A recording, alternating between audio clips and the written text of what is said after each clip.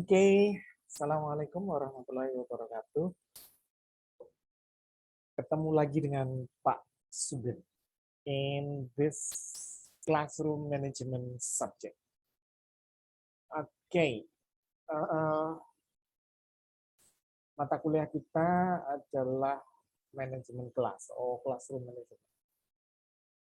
Nah, ini untuk semester, maybe semester 5, like you are now, or maybe semester 3, I don't know.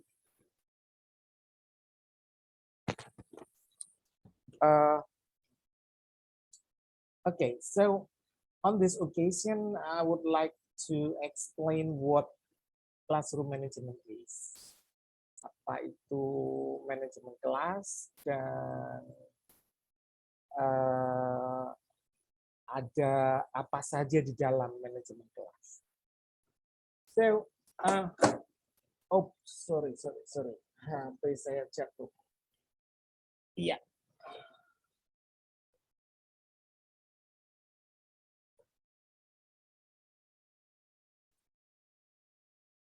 Ya. Baik.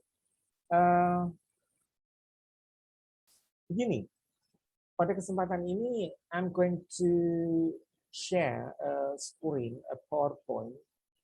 I hope it is clear enough for you to know what classroom management is.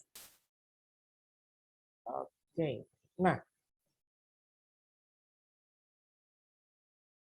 ini dia ya. Ya. Definisi, this is the definition of classroom management. Classroom management is techniques that teachers use to keep students organized, orderly, focused, attentive on tasks, and academically productive during a class. Jadi, manajemen kelas adalah semua teknik yang digunakan oleh guru untuk membuat siswa itu organize. Organize means, apa itu organize? Tertata, terorganisasi, gitu ya. Tertata, terorganisasi, kemudian ikut aturan, fokus pada mata pelajaran, penuh perhatian, mengerjakan tugas, dan secara akademik dia produktif, ya, membantu kelas menjadi hidup. That is one of classroom management definition. Jadi pada intinya classroom management adalah apapun yang dilakukan oleh guru untuk menciptakan kondisi belajar yang tertib, yang tidak semrawut. The second definition is everything a teacher does to organize student, space, time, and material so that learning can take place. Jadi, this is the second definition. Jadi, classroom management adalah segala upaya yang dilakukan oleh guru untuk mengorganisasi siswa, ruang kelas, waktu, ya, waktunya harus dikelola agar tidak menghabiskan waktu atau terlalu cepat mengelola waktu sehingga nggak terasa materi sudah habis padahal waktunya masih ada beberapa menit. Ya. Mengelola waktu, mengelola bahan ajar agar semuanya berjalan lancar. So that is classroom management. Everything a teacher does to organize student. Mengatur siswa, menciptakan disiplin dan sebagainya. Jadi classroom management ini untuk semua mata pelajaran, untuk mata pelajaran apapun, guru harus memiliki teori dan praktek manajemen kelas. Everything a teacher does to organize student. Untuk mengatur, ya, mengorganisasikan siswa, mengatur ruangan, ya, mengatur waktu, dan mengatur bahan ajar agar pembelajaran ini bisa berlangsung dengan lancar. Next, jadi ibarat seorang pilot.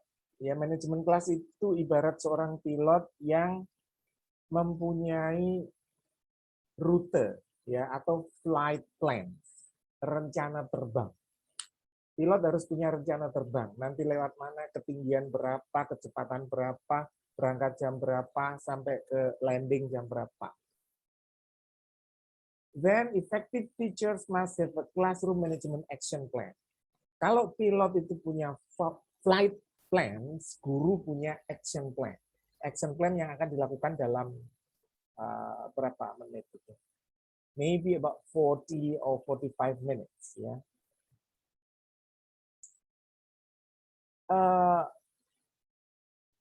Itu kalau pilot ya, kalau pilot itu punya flight plan.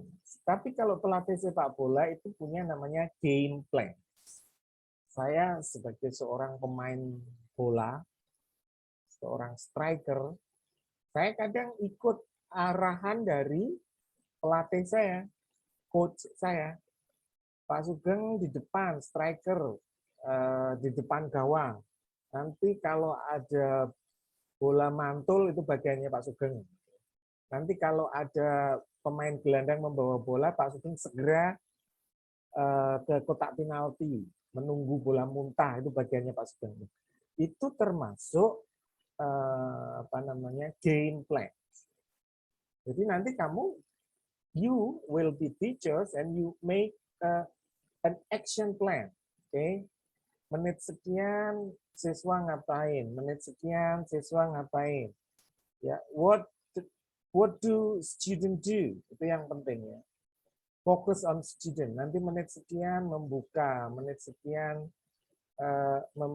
menerangkan, menit sekian meminta siswa mendemonstrasikan percakapan, menit sekian meminta siswa menerangkan dan sebagainya.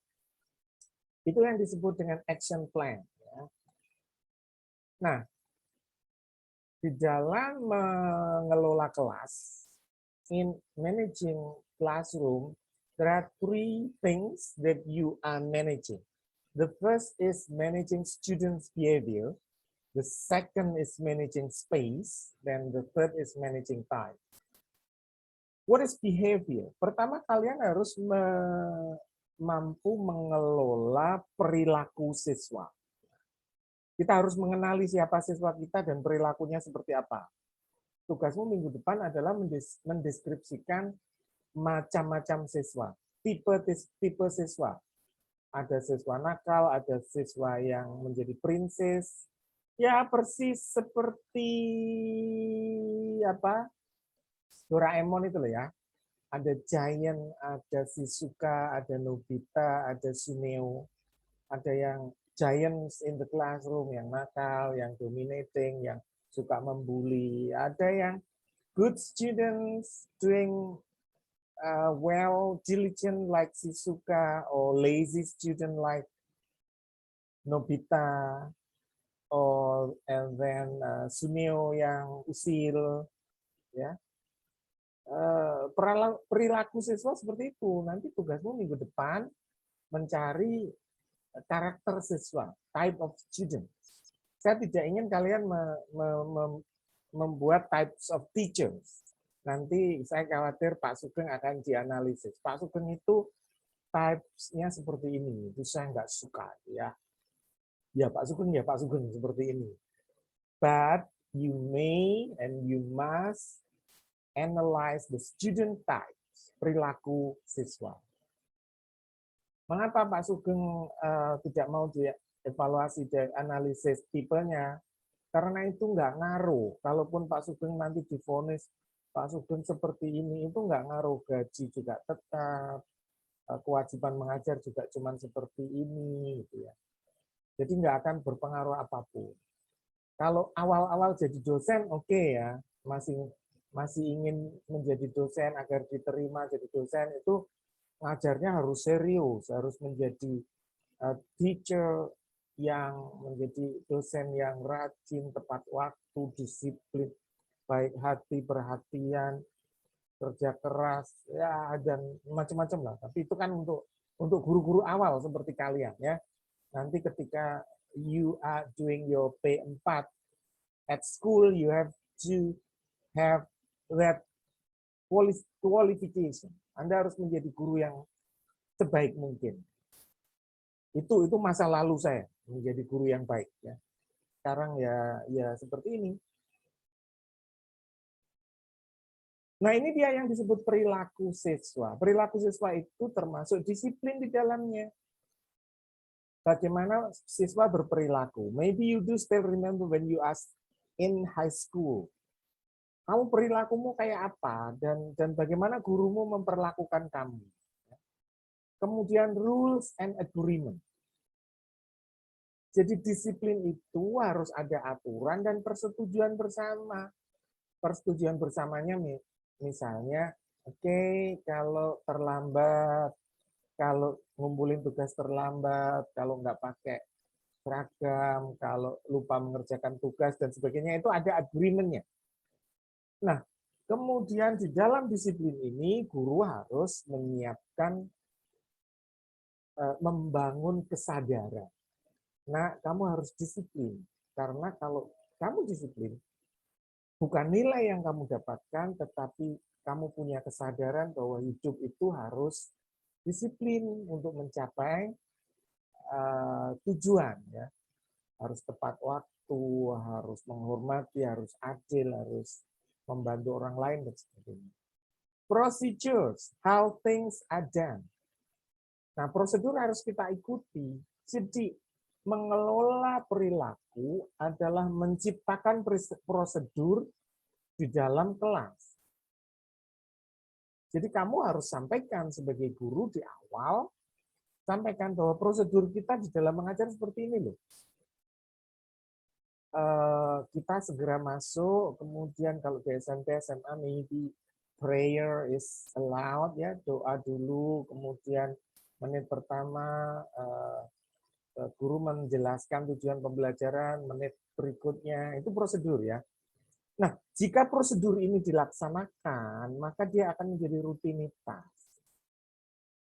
Nah, biasanya masalah-masalah perilaku itu disebabkan oleh kegagalan baik siswa maupun guru untuk mengikuti prosedur dan rutinitas. Jadi keluar dari prosedur ya. Seperti begini. Rutinitas seperti beginning a class ya, salam, sapa, senyum ya. Kemudian menenangkan kelas. Ya, kita bayangkan kelas konvensional loh ya, bukan kelas online. Kelas konvensional di mana siswanya berdatangan ke kelas secara fisik begitu, and you have to quiet a class, mendiamkan agar mereka tidak ramai, ya. Kemudian menghindari gangguan, ya kan kadang ada ini dia gangguan suara, bising, kelas yang panas, tidak ada ventilasi. Kemudian apalagi tempat duduknya terlalu berdekatan dan sebagainya ya. Kemudian mengatur diskusi agar there will be no students dominating or even no student just keeping silent during all the times ya. Bagaimana menghidupkan agar tidak ada siswa yang mulai masuk sampai pelajaran selesai diem aja gitu ya. Nah, ini dia. In managing behavior, rules should be explained in the beginning of semester. Di awal semester harus dijelaskan. Seperti sekarang ini awal semester harus dijelaskan. Itu kalau guru ideal ya. Tugasnya nanti ini, tengah semester nanti ini, aturannya harus begini, disiplinnya harus begini. Itu harus dijelaskan di awal. As soon as students come up, begitu siswa masuk di hari pertama pelajaran bahasa Inggris, aturan itu harus dijelaskan. Ya. yang terlambat harus menyanyi, whatever. Dan aturan itu harus tercapai. Artinya jangan membuat aturan yang kira-kira muridmu tidak mampu mencapainya. Yang terlambat push up 20 kali ya nggak kuat lah. Ya. Jadi yang terlambat harus explaining something or maybe mentioning new vocabularies or something. Konsisten in applying rules adalah aturan berikutnya yang harus Anda terapkan.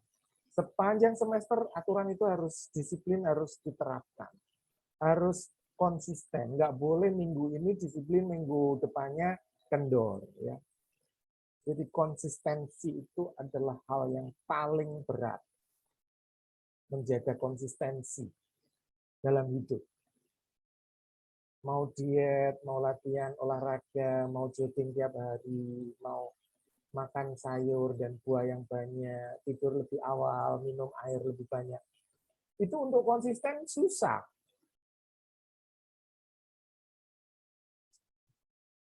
Dalam hidup itu yang paling susah itu menjaga konsistensi. Termasuk menerapkan aturan di kelas. Mengelola waktu. Transition between lessons. Harus ada transisi antara reading dan speaking. When you finish reading, okay, next we go to the speaking activities. Itu harus ada transisinya. Assign group work, pair work, homework. Menugaskan siswa untuk kerja kelompok, kerja pasangan, dan tugas pekerjaan rumah itu juga harus dikelola dengan waktu yang pas. Jangan awal kelas langsung kasih PR ya, gitu ya enggak. Giving homework should be at the end of the class. Pair work, group work, maybe in the middle of the class. Ya, menit keberapa harus ada time schedule-nya. Ini yang disebut mengelola waktu. Time schedule breaks for efficiency. Breaks sebentar, kasih waktu untuk bernapas, ya, untuk humor sedikit, gitu ya. Untuk ya menggerak-gerakkan badan sebentar lah sebelum dilanjutkan pada tema berikutnya. Time on task. Waktunya harus pas antara materi dengan waktu yang ada. Keep student engaged. Harus tetap membuat siswa itu terlibat. Bagaimana caranya? Ya, ketika ada siswa pasif, segera diberi umpan untuk dia doing something, maybe just reading. Ya. Giving student opportunities to respond, or OTR. Ya, jangan gurunya terus beri waktu pada siswa untuk merespon 1-2 siswa. Kan dalam kelas itu walaupun mungkin 40 siswa atau 30 siswa, kalau ada yang mengganggu itu kan hanya 1-2 titik. Misalnya pojok belakang, pojok kanan, itu satu siswa mengganggu, berulah, cari perhatian, itu nyetrum ke sekitarnya. Tunjuk aja dia. Halo, please, what do you say? What do you want to say?